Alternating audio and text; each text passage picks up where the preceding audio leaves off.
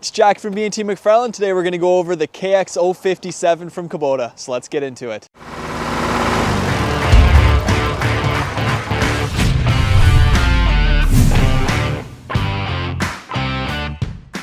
We're going to start the review of the KX057-5 talking about the digging capacities and all the specs on this machine, but you can't talk about the Dash 5 model without going over a couple of the features that changed over the Dash 4. The biggest ones are going to be up in the operator's platform. There's some awesome features up there that I think you guys are going to love. They also gave this Kubota, not on this side, but on the other side, they gave it a brand new paint job, which I think looks pretty cool. So the KX series from Kubota, being a KX series, it is not going to be zero tail swing. So when you spin that machine around, the back end, the counterweight, is actually going to hang over the sides of the tracks. This is a huge advantage over some other brands that actually don't have KX series, I guess, in their own terms. But they're all usually zero tail swing or tight tail swing. But the KX has a huge advantage because with that counterweight, as long as you can get the excavator, the width of it, which is about 6.5 feet wide for this one, into the gate, into the backyard, you actually have a huge advantage when you're swinging that machine around, having that extra weight. So if you're digging over the side, your machine's gonna be a lot more stable and have a lot more lift capacity than a zero tail swing model. With that being said too, this excavator, if you're working in really tight spaces along houses, you will have to be careful when you swing around. You're not gonna be fully contained within your tracks, so you could hit somebody's house or somebody in general, so you definitely wanna avoid that. This excavator here, it has a straight blade on it, which again is 6.5 feet wide. That is the widest part of the excavator. So you can also get it an angled blade option, so that is an option on the KX model. This excavator too, you're going to be digging at about 12 feet 9 inches down to a flat bottom. The boom also has about a 20-foot reach, so if you're out there grabbing stuff with your boom, you will be able to reach about 20 feet out in front of you. A nice feature on the KX057, it's Kubota's first excavator that actually has 2 sets of standard remotes down the front of it. So these aren't diverter remotes where you have to flip a switch or turn a valve to change between a tilt bucket and a thumb. You can actually run these two simultaneously as you're operating the machine. With that being said too, the first complaint on the KX057 and a lot of Kubota excavators is when you run a tilt bucket as well as a thumb, when you close that thumb around the tilt bucket, there's actually going to be a gap between the lip of the bucket and the thumb, so you can't actually bring the thumb over top of the bucket. The tilt bucket on these, it is a very nice feature to have though, especially with the 2 sets of remotes. You don't have to disconnect hoses or flip diverter switches in order to use both of them. The one thing you will have to keep in mind if you do put any kind of tilt bucket system is when you're reaching out further, the weight of that extra cylinder is going to be significantly higher, so you will have to be careful about tipping over. A nice thing about Kubota's couplers too, Kubota, they use a Kubota wedge style coupler. When you're looking at other brands of excavators, they don't take into account that when you're looking at breakout forces and that kind of stuff on the bucket itself, the quick coupler actually extends out past where the bucket sits. So when you're talking about lift capacities and breakout forces, it's going to be right at the pin pivot point. But on Kubota's quick coupler style, the quick coupler sits right at the pins. So the breakout forces you're going to see in the brochures and the spec sheets are going to be exactly what's going to be like on the job site and in a real life application. But with other brands, the quick coupler will actually stick out past that, so your breakout forces will be a little bit lower in your real world application. Now that that's covered, we're actually going to jump up into the operator's platform and take a look at some of the new features on the Dash 5. Okay. So I lied, I couldn't wait to show you guys the new paint job on the KX057-5. Instead of being all orange around the back, they did paint about half of it black. It's going to be on this side as well as the door side panel is going to be completely black. I personally think it looks amazing, and I hope you guys do too. Let me know what you think in the comments of the new paint job on the 057-5. Now that that's out of the way, we're actually going to jump up in there and take a look at some of the new features inside the cab.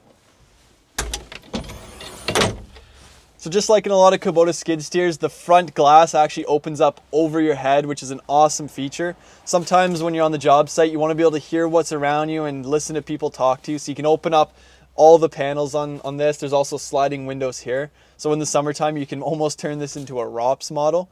One of the nicest features I like on Kubota excavator cabs is the roof up there. There's actually a glass cutout. It's not a fancy sunroof like you would see on a luxury car. It's actually pretty practical because this excavator, you're going to have a max dumping height of about 13 feet 8 inches. So when that boom is way up in the air, it's nice to be able to see above you and see where exactly you're going to be dumping your loads into the back of dump trucks.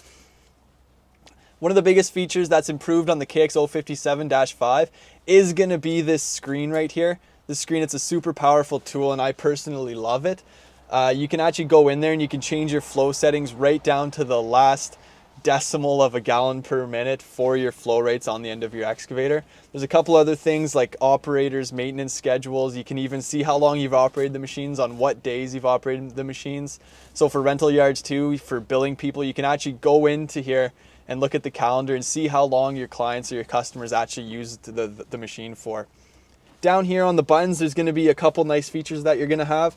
You're going to have the auto throttle, which I personally like. It's going to save you a ton of money on gas and a ton of effort on the job site. What it's going to do is it's going to automatically sense when you're not using the machine. So if you have the machine at high RPMs and then you let it idle for 4 seconds, it's going to automatically drop the idles to a lower RPM to save you a little bit of efficiency on the gas. Over here too, you do have front and rear wipers on this machine as well with LED work lights, which is a huge bonus. So it completely lights up the job site at night when you're. To continue with the cab, the buttons on these, they're very high quality and they feel like they're going to withstand a couple hundred hours, thousands of hours of use from this excavator. They're very easy to press even with gloves on right now. So it's nice on the job site if you are wearing gloves in the winter time. This excavator too, it also comes with heat and air conditioning. We also send them all with a radio as well from our dealership. To look down here, you're going to have your fuse box, which is nice. It's going to be very accessible within the cab itself, so you're going to be able to access those on the job site. This excavator too, it also has a swing boom feature, so you're going to be able to swing the boom of the excavator from left to right in order to dig tighter and closer to buildings.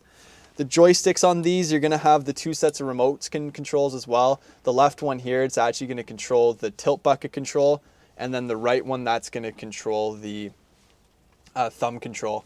This excavator too, it also has 2-speed travel. So on your blade control lever, you're going to have a green button, and if you press that, you're going to go from traveling in a slower speed to a faster speed. So it's not going to be NASCAR fast, but it will help you around the job site getting from point A to point B. I think that pretty much covers it within the cabin itself, so we're going to hop around back and take a look at some of the engines. Like most Kubota excavators, they do make it very nice in order to maintain the machine itself. But just a flip of the latch there, it's going to be on a damper. You're going to be greeted by the engine itself. Everything is very easily accessible. You have all your engine dipsticks and oil fill-ups, as well as all your filters that need to be maintained. This engine, it is about 47 horsepower, so you do have a DPF filter. There is a DPF inhibitor switch inside the cabin. I wouldn't recommend you hit that all that often, or else you will have to bring it into the dealership for forced regeneration. Over there as well, there's some very easily accessible test ports as well to test your hydraulic pressure. So if anything does go wrong in the field or on the job site, everything there is easily accessible and easy to get at. That pretty much covers it on this side of the engine. So now we're going to walk around to the other side of the engine and take a look at this. So here it's going to be the exact same thing. You just a flip of the latch, open it up, and you're going to be greeted by the rest of the engine. So over there you're going to have your oil cooler and your radiator, as well as your entire hydraulic stack. So if anything again goes wrong on the job site, all your fittings and all your hydraulics, they're super easily accessible. Makes it very, very nice to operate on one of these and maintain this as a piece. So now we're going to talk about the track system on the KX057. Like most Kubota construction equipment, tensioning these tracks, they make it very, very easy. Just behind this little gate here, there's going to be a grease nipple, and you're going to be able to pump it with a little bit of grease to tension up those tracks. They also make the tie down points really nice on this excavator, one right there and one back there. So when you're hauling this from point A to point B, it does make it very easy and very nice for you to have those accessible. These tracks right here, they are the rubber tracks. You can get steel tracks on these as well. Although up here in Canada, steel tracks and ice, they don't really mix that well. So if you're down south or even in Quebec in a rockier terrain, that's when I would start recommending steel tracks. But in Ontario and the Ottawa area, rubber tracks are usually the way to go. So that concludes the review of the KX057-5, the new model from Kubota. I hope you guys enjoyed the video as much as I did. And if you need help with parts, sales, or service, give us a call at 613-225-0555. Thank you.